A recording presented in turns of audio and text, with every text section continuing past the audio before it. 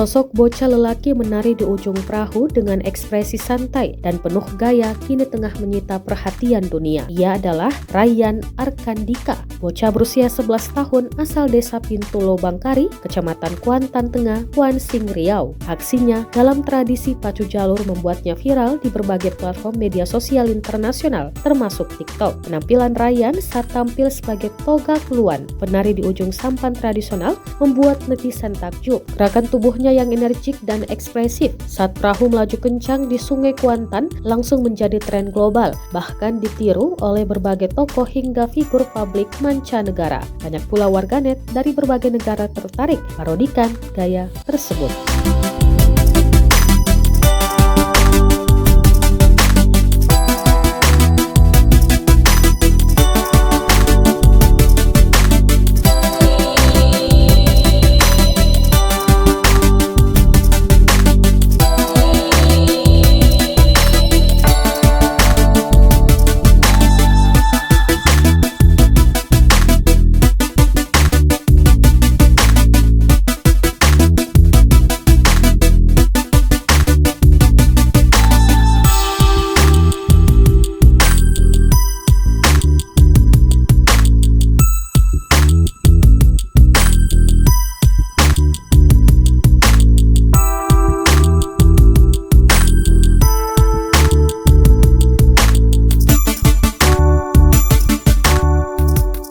Download Tribun X sekarang, menghadirkan lokal menjadi Indonesia.